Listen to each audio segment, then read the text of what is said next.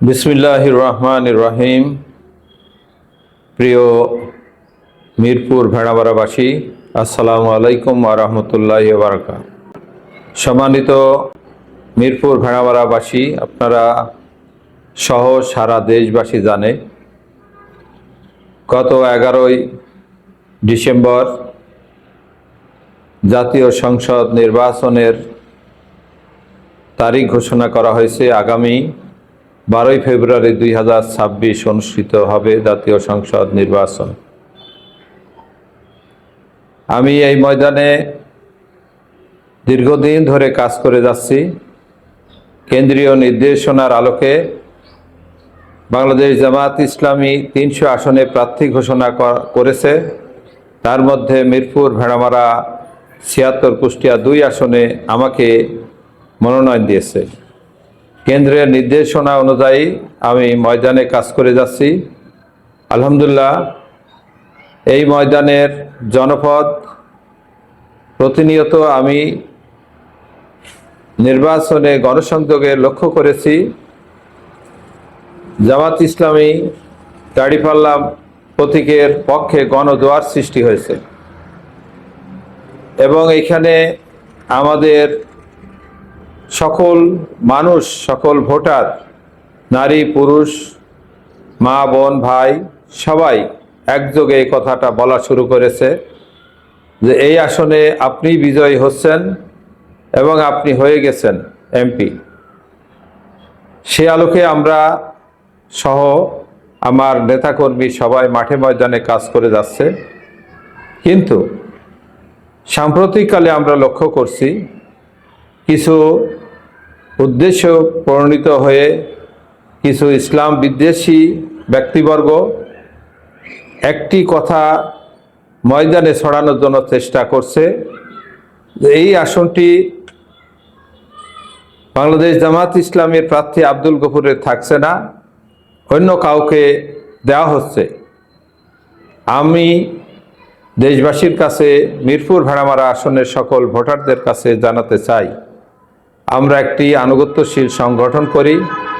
বাংলাদেশ জামাত ইসলামীর কেন্দ্রীয় নির্দেশনার আলোকেই আমরা কাজ করে যাচ্ছি, আমি কাজ করে যাচ্ছি এবং এখানে প্রার্থী পরিবর্তনের কোনো ঘোষণা এখন পর্যন্ত আমাদের কাছে আসে নাই। 8 দলীয় ইসলামী একটি জোট হয়েছে, আসন সমঝোতার ভিত্তিতে হবে সেটা এখনো পরিষ্কার নয়।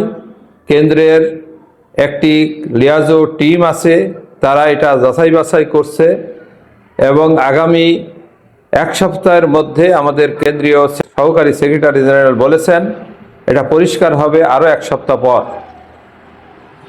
যখন পরিষ্কার হবে, এটা কেন্দ্রের শীর্ষ নেতৃবৃন্দ বাংলাদেশ জামাত ইসলামের আমির ডাক্তার শফিকুর রহমান, এই 8 দলের প্রধান এবং কো চেয়ারম্যান ইসলামী আন্দোলন বাংলাদেশের আমির জনাব সৈয়দ রেজাউল করিম পীর সাহেব চরমোনাই সহ অন্যান্য দলের নেতৃবৃন্দ সেখানে আছেন।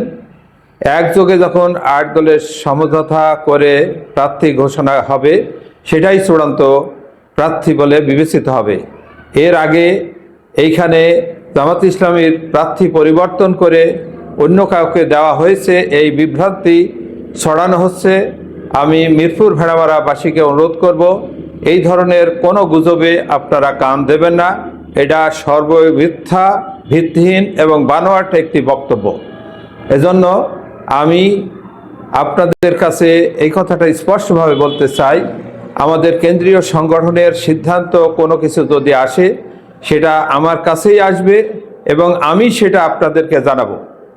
এখন পর্যন্ত কেন্দ্রীয় সংগঠন আমাকে সর্বশক্তি নিয়োগ করে এই আসনে কাজ করে যাওয়ার জন্য নির্দেশনা দিয়েছে। এজন্য এই ব্যাপারে কোনো বিভ্রান্তিতে আপনারা কান দেবেন না, কোনো গুজবে কান দেবেন না। একটি স্বার্থান্বেষী মহল এই কাজটি করছে বলে আমাদের কাছে মনে হয়েছে, অতএব তাদের থেকে সতর্ক থাকবেন। এই আসনটি বাংলাদেশ জামাত ইসলামের যে সমস্ত আসন অত্যন্ত সম্ভাবনাময়, তার মধ্যে অন্যতম একটি আসন মিরপুর ভেড়ামারা 76 কুষ্টিয়া 2 আসন। অতএব আপনাদের সবাইকে অনুরোধ করব, কোনো বিভ্রান্তিতে কান দেবেন না এবং খোলা মনে আপনারা কাজ করে যাবেন দাঁড়িপাল্লার পক্ষে। আপনাদের এই আশাবাদ ব্যক্ত করে, আপনাদের অনুরোধ করে, আপনাদের সবাইকে ধন্যবাদ জানিয়ে আমি আজকের মতো এখানে শেষ করছি। আল্লাহ হাফেজ। বাংলাদেশ জিন্দাবাদ, বাংলাদেশ জামাত ইসলামী জিন্দাবাদ। আসসালামু আলাইকুম।